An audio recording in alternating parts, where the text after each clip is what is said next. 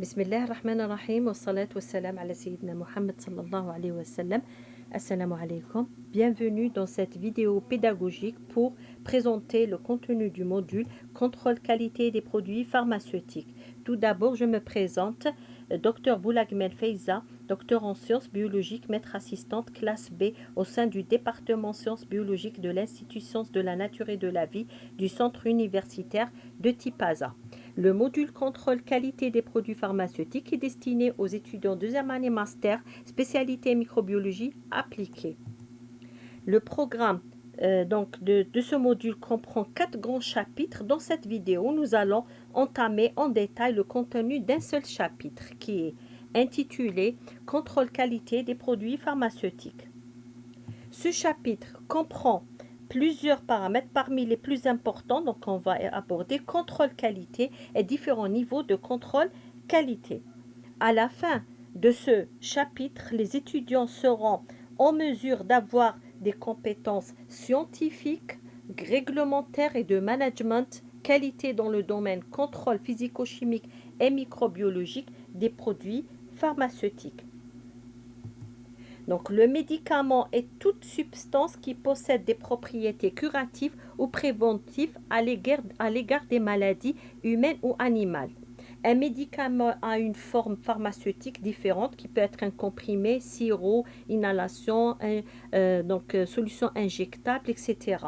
Il est composé de matières premières qui sont le principe actif, l'excipient. Donc les deux forment ce qu'on appelle la forme galénique. Le principe actif comporte la substance active qui a des propriétés thérapeutiques et l'excipient qui véhicule le principe actif. La forme galénique avec le récipient forme ce qu'on appelle le médicament. Le récipient a pour rôle de transporter, de contenir le médicament et le protéger. Donc, on aura ce qu'on appelle le conditionnement qui est l'emballage primaire. Exemple, donc on a l'exemple de blister d'une plaquette de médicaments. Et l'emballage secondaire, c'est ce qu'on appelle l'emballage, exemple carton. Les différents niveaux de contrôle qualité, processus de contrôle se fait en 3 niveaux principaux. Donc, on a le contrôle lors de la réception des matières premières, contrôle in-process des produits semi-finis en cours de fabrication du médicament et enfin le contrôle du produit fini. On commence par la première étape qui est le contrôle lors de la réception qui se fait sur les principes actifs et les excipients avant de commencer la fabrication des médicaments, afin d'identifier les matières premières et leur conformité aux pharmacopées européennes. D'abord, on a la détermination des caractères organoleptiques. Il s'agit de tests visuels sur la couleur de la poudre, les aspects physiques. Le test de solubilité consigne donc le processus de dissolution. C'est un test qui est réalisable au laboratoire à l'aide d'un appareillage spécifique. Méthode d'identification de médicaments se fait par spectrophotométrie d'absorption infrarouge qui peuvent avoir pour but de suivre un processus réactionnel par l'observation de la disparition ou l'apparition des bandes caractéristiques d'un groupement fonctionnel. Deuxième méthode d'identification qui est la spectrophotométrie d'absorption dans l'UV visible.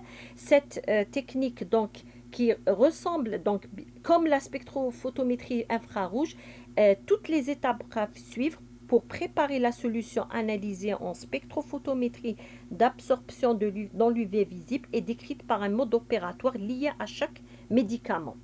L'identification par la chromatographie liquide haute performance qui est l'HPLC, qui est une méthode de séparation des constituants d'un mélange qui peut être simple ou complexe. Elle permet d'identifier et de quantifier des constituants d'un mélange. L'HPLC couplé à un détecteur UV visible qui est utilisé aussi pour l'identification. Peut posséder un four dans lequel est placée une colonne. Ceci impacte sur la viscosité du liquide et donc sur les temps de rétention des composés. Ces composés séparés sont détectés par un détecteur UV visible. Les données sont ensuite collectées par le biais d'une station d'acquisition. La méthode d'identification HPLC Alliance, elle permet de gagner du temps, faciliter l'identification, gérer plus facilement les résultats et les rapports d'analyse.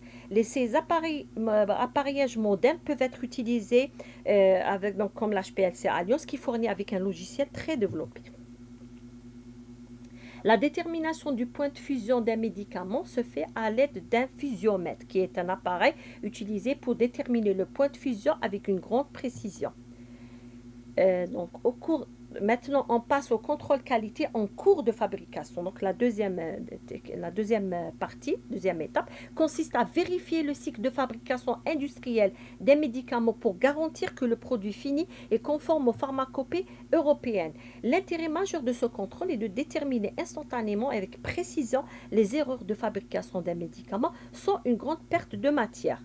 D'abord, on a le contrôle visuel, repose sur l'aspect visuel des comprimés, la couleur, la forme, bordure, trait de sécabilité sur les deux faces.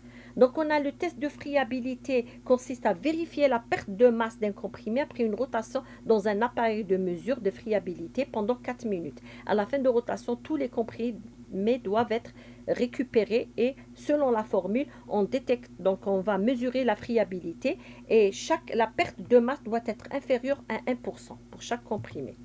Le test de dureté est réalisé avec un duromètre qui consiste à exercer une force mécanique suffisante sur un comprimé jusqu'à un point de rupture pour garantir que les comprimés ne brisent pas dans le conditionnement. Les mesures sont effectuées sur 10 comprimés en prenant soin d'éliminer tout débris de comprimés avant chaque détermination de masse.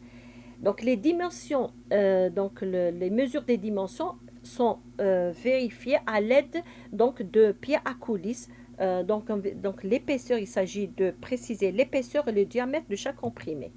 Le contrôle du processus de conditionnement se fait à l'aide de tests d'étanchéité, se fait avec un appareil appelé testeur d'étanchéité à vide, utilisé pour tester l'intégralité des bandes emballées, des blisters et des petits sachets contenant des comprimés, les granulés, les liquides, etc.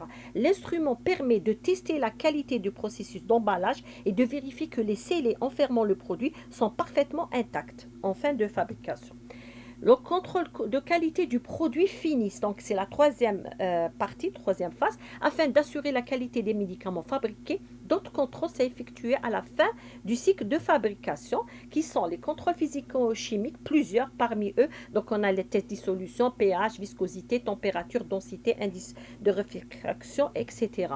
Les contrôles microbiologiques, les trois techniques les plus couramment utilisées sont méthode de filtration sur membrane, la méthode de dénombrement sur plaque et la méthode du nombre le plus probable, dans le but de déterminer les germes pathogènes relatifs aux produits finis. Le tableau suivant présente les différentes caractéristiques de germes pathogènes recherchés et sont donc selon la pharmacopée européenne 2016.